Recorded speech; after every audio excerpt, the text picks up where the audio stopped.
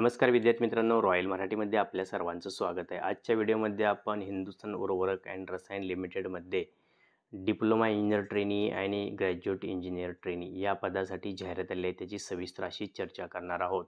तर हिंदुस्थान उर्वरक ही कंपनी जी आहे ती NTPC आणि बऱ्याच इंडिया त्याच्या कंपन्या जसे कोल इंडिया आहे किंवा FCIL आहे, हिंदुस्थान फर्टिलायझर कॉर्पोरेशन लिमिटेड आहे.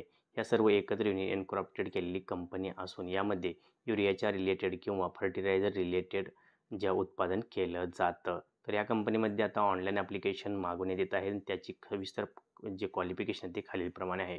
सर्वात पहिली जी पोस्ट देण्यात आली ती आहे ग्रॅज्युएट इंजिनियर ट्रेनी अशा पोस्टचं नाव देण्यात आलं आहे.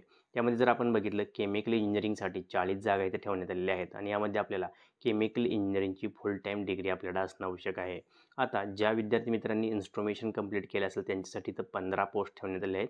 आपल्याकडे इन्स्ट्रुमेशन इंजिनिअरिंगची फुल टाईमची डिग्री असणं आवश्यक आहे. तसेच ज्या विद्यार्थी मित्रांनी इलेक्ट्रिकलमध्ये केलेली इंजिनिअरिंग असेल तर त्यांच्यासाठी 6 जागा आहेत आणि आपल्याकडे फुल टाईम इलेक्ट्रिकल इंजिनिअरची डिग्री असणं आवश्यक आहे.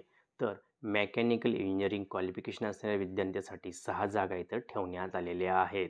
तर मित्रांनो, हे आपण जर बघितलं त्यामध्ये आपण ते इंजिनिअरिंग डिग्रीसाठी ह्या सर्व जागा होत्या. तर आता खाली जर आपण बघितलं तर इथं देणार डिप्लोमा इंजिनिअर ट्रेनीसाठी किती जागा आहेत. त्यामध्ये आपल्याला केमिकल, इन्स्ट्रुमेशन ह्या दोनच ह्याच्या डिसिप्लिनसाठी किंवा ह्या 2 स्ट्रीमसाठी जागा ठेवण्यात आल्या आहेत. केमिकल जर बघितलं आपण तर 130 जागा इथं ठेवण्यात आलेल्या आहेत.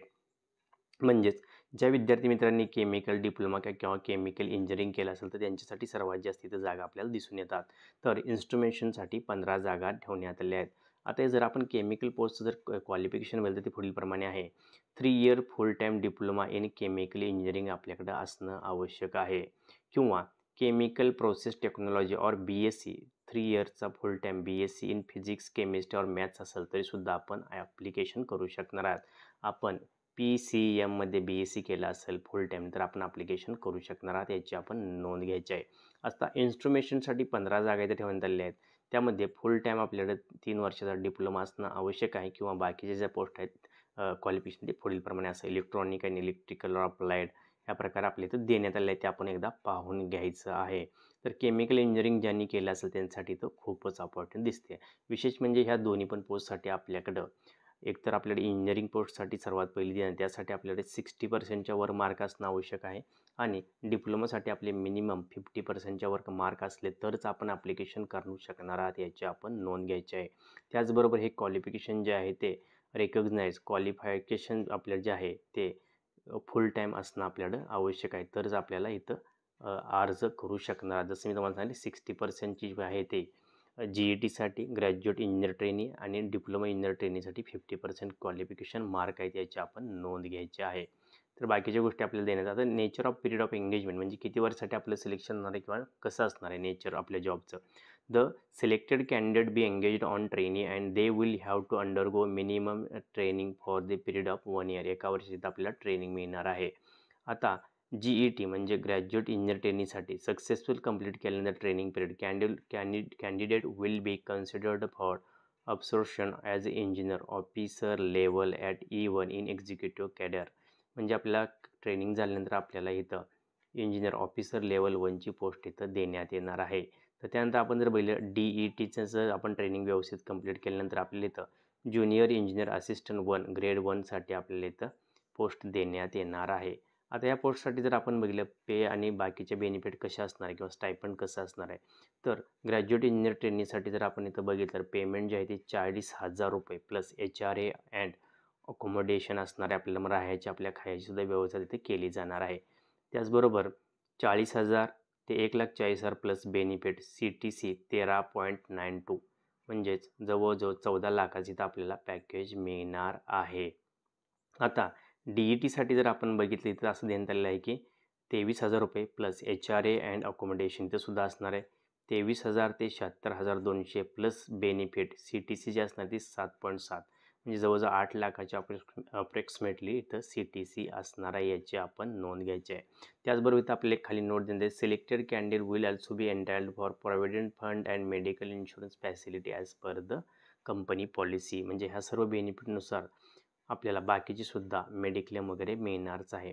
त्याचबरोबर इथं देण्यात आलं की बेनिफिट आपल्याला काय असणार आहे, तर beside basic pay candidate will also be paid industrial dearness allowance, house rent allowance, company accommodation and will be entitled for other. बाकीचे जे अलाउन्स असतील ते सर्व आपल्याला अलाउन्स इथं मिळणार आहेत, ते आपल्याला नोंद घ्यायचे आहे. तसंच आपण सिलेक्शन झाल्यानंतर लिव्ह पॉलिसीसुद्धा देण्यात आले. Casual leave 12, restricted holidays 6 days, sick लिव्हसुद्धा 10 इथं मिळणार आहे. त्याचबरोबर इथं आपल्याला सर्व्हिस ॲग्रीमेंट बॉन्डसुद्धा पहिला लिहून घेणार आहे, हे सुद्धा आपल्याला पाहायचं आहे. तर मेडिकल फिटनेस जे असेल तो सुद्धा आपल्याला घेणार आहे. पोस्टिंग जे आहे ते आपल्याला जिथं पण कंपनीची किंवा फॅक्टरी असेल तिथं आपलं पोस्टिंग होणार आहे, याची आपण नोंद घ्यायची आहे. आता cut off date for eligibility criteria काय आहे, the cut off date for determining eligibility criteria in respect to age, minimum education qualification, it shall be 30/9. 30/9ला इथं आपल्याला जे एज आहे किंवा त्या गोष्टी सर्व बघितल्या जाणार आहेत, याची आपण नोंद घ्यायची आहे.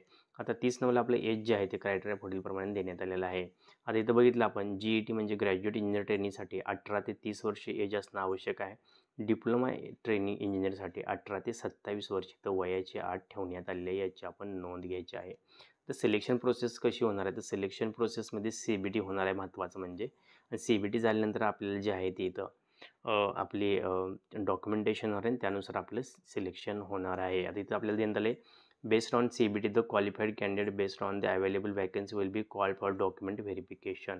एकदा आपले CBT झाल्यानंतर मेरिट लागणार, मेरिटनंतर आपल्याला जे कॅन्डिडेट आपले सिलेक्शन करायचे असतील किंवा जे क्वालिफाईड झाले त्यांच्यासाठी आपल्याला डॉक्युमेंटेशनसाठी कॉल घेण्यात येणार आहे, याची आपण नोंद घ्यायची आहे. आता सिलेबस जर बघितला या परीक्षेसाठी सिलेबस काय असणार आहे, तो पुढील प्रमाणे देण्यात आलेला आहे. द कॉम्प्युटर बेस्ड टेस्ट म्हणजे CBT will have 2 part of for both GET आणि DETसाठी 2 पार्ट असणार आहेत. Discipline related and aptitude related. Medium of test will be the Hindi and English आणि हिंदी बिनी एक्झाम होणार आहे. Duration of test will be the 2 तासाचं असणार आहे इथं. आणि टोटल नंबर ऑफ क्वेश्चन जे असणार ते 150 म्हणजे 2 तासामध्ये 150 क्वेश्चन आपल्याला सोडवायचे आहेत. आता त्यामध्ये डिव्हिजन कसं करण्यात आलेलं आहे, GET म्हणजे ग्रॅज्युएट इंजिनियर ट्रेनिंगसाठी 100 क्वेश्चन जे असणार ते आपल्या इंजिनिअरिंग रिलेटेड असणार. 50 क्वेश्चन जे असणार ते जनरल अवेअरनेस, इंग्लिश, ॲप्टिट्यूड, रिजनिंगबद्दल असणार आहे, त्याची आपण नोंद घ्यायची आहे. तर डिप्लोमा इंजिनिअरिंगसाठी कसं आहे, for diploma holders 100 question from कोर्सपासून येणार 100 क्वेश्चन आणि 50 क्वेश्चन जे असणार आहेत ते आपल्याला सुद्धा जनरल अवेअरनेस, रिजनिंग आणि मॅथ्सचे असणार आहेत, याची आपण नोंद घ्यायची आहे. त्याचबरोबर BSc PCM जर कॅन्डिडेट असेल त्याच्यासाठी सुद्धा सेमच प्रोसिजर इथं ठेवण्यात आलेली आहे. आता हाऊ टू अप्लाय जर आपण बघितलं, ॲप्लिकेशन करण्यासाठी आपल्याला ह्या लिंकवर जायचं आहे. www.career.hurl.net.in वर आपण व्हिजिट करून तिथं आपली सर्व माहिती जी आहे ती भरायची आणि त्याप्रकारे आपण इथं क्वालिफिकेशन माहिती, डॉक्युमेंटेशन व्यवस्थित भरा आणि त्यानुसार ॲप्लिकेशन करायचं आहे. ॲप्लिकेशन करत असताना सर्व गोष्टी अगदी काळजीपूर्वक वाचा, जेणेकरून आपला अर्ज रिजेक्ट होता कामा नये. आता त्याची ॲप्लिकेशन फी काय आहे, तर candidate are required to pay a non refundable fee of 750 in case of GET and RS 500. आपल्याला इथं फी भरायची आहे. 750 रुपये फी आहे. In case of GET and असेल तर 500 रुपये इथं देण्यात आले आहे. म्हणजे 750 रुपये जे आहे ते आपलं GETसाठी आहे आणि 500 रुपये जर होईल आपण DET डिप्लोमा इंजिनिअरिंग ट्रेनिंगसाठी तर असणार आहे, याची आपण नोंद घ्यायची आहे. बाकीच्या गोष्टी ज्या आहेत त्या आपल्याला जाहिरातमध्ये दिसूनच येणार आहेत, त्या आपण पाहून घ्यायच्या आहेत. फायनल सिलेक्शन जे आहे ते आपलं मेरिट लिस्ट, डॉक्युमेंटेशन, फिजिकल आपलं होणार आहे. जसं फिजिकल म्हणजे मेडिकल टेस्ट होणार, त्यानुसार आपलं सिलेक्शन होणार आहे, याची आपण नोंद घ्यायची. आता इथं महत्त्वाची माहिती, इम्पॉर्टंट डेट्स काय देतात ते पाहू एकदा. डेट ऑफ ओपनिंग ॲप्लिकेशन जे आहे ते 1/10/2024ला ओपन होऊन झालेलं आहे. Last date of submission of online application 21 October 2024 आहे. Cut off date of recording eligibility of all purpose 30/9 आहे. तर यामध्ये 2च महत्त्वाचे डेट आहेत की 1/10 ते 21/10च्या दरम्यान आपण हे होणार आहे आणि आपली एलिजिबिलिटी जी आहे ती याची 30/9ला गृहीत धरली जाणार आहे, याची आपण नोंद घ्यायची आहे. या भरती संदर्भात काही प्रश्न किंवा शंका असतील तर जरूर आपण इथं खालचे जे नंबर दिले आहेत रिक्वायरमेंट्स CBT@hurl.net.in किंवा हेल्पलाईन नंबरसुद्धा देण्यात आले, त्याला आपण 10 ते 5च्या दरम्यान वर्किंग आवर्समध्ये कॉल करू शकणार आहात. तर विद्यार्थी मित्रांनो, जर आपण केमिकल इंजिनिअरिंग किंवा इन्स्ट्रुमेंटेशन इंजिनिअरिंग कंप्लीट केलं असेल तर ही आपल्यासाठी चांगली संधी असून एकदम सरकारी ज्या कंपनी आहेत त्यामध्ये आपल्याला काम करण्याचा अनुभव मिळणार आहे. त्याचबरोबर इथं जर बेनिफिट बघितले ते सुद्धा अगदीच चांगले देण्यात आलेले आहेत. अगदी आपल्याला बेसिक पेपासून कंपनीच्या खर्चानं राहायची किंवा बाकीची व्यवस्था आपली होणार आहे, याची आपण नोंद घ्यायची आहे. त्याचबरोबर इतर भत्तेसुद्धा आणि इतर बेनिफिट आहेत ते सुद्धा खूप आपल्याला मिळणार आहेत. त्यामुळे जर आपण सरकारी नोकरी शोधत असेल, इंजिनिअरिंग कंप्लीट केली असेल तर आपल्यासाठी सुवर्ण संधी आहे. त्यामुळे या संधीचा लाभ घ्या आणि लवकरात लवकर ॲप्लिकेशन करा.